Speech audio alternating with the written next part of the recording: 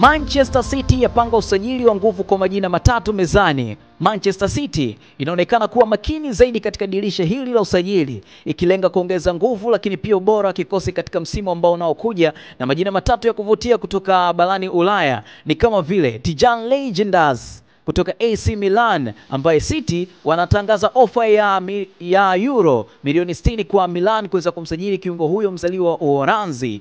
Mazungumzo haya baina ya vilabu vyote viwili, baina ya AC Milan pamoja na Manchester City, yanazidi kuendelea, huku City ikiwa inataka kukamilisha usajili wa mchezaji huyo Dejan haraka iwezekanavyo. Ryan Cherki kutoka Lyon, bana, makubaliano binafsi kati ya City pamoja na Cherki yamefikia hatua nzuri sana. Kinachosubiriwa sasa hivi ni mwafaka tu wa ada ya mwisho kati ya City pamoja na Lyon. Lakini pia mchezaji wa tatu ni Ryan Ait-Nouri kutoka Wolves, ambaye beki huyu ni beki wa kushoto anayeonyesha kwamba nia ya kuweza kujiunga pamoja na Manchester City. Klabu hiyo imeweza kupanga mazungumzo ya kina baina yao pamoja na Wolves kuhusu bei.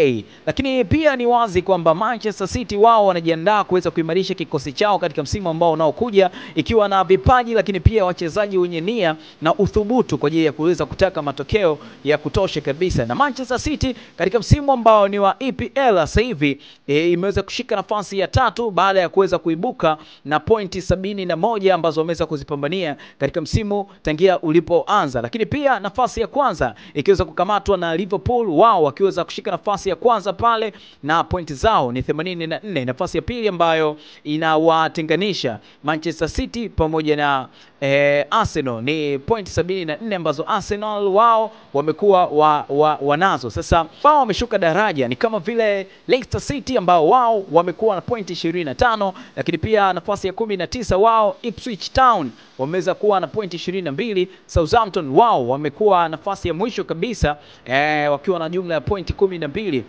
So kwa upande wa EPL kumeonekana kuna changamoto, lakini pia ushindani wa kutosha kabisa kwa Manchester City, wao wakiendelea kukinoa kikosi katika msimu ambao unaokuja wa EPL na kutaka kuyafanya makubwa zaidi. Yote hii ni mara baada ya kuweza kumaliza nafasi ya 3. Sasa pengine labda kwa kwa mdau wa soka kutoka kipande chochote ambacho upo right now, bana, unaiona Manchester City kuchukua ubingwa katika msimu ambao unaokuja? Tupe mtazamo wako kwenye comment hapo, usije kusubscribe, kulike, kushare ili kuwa kwanza kupata updates za kutosha. Chao chao.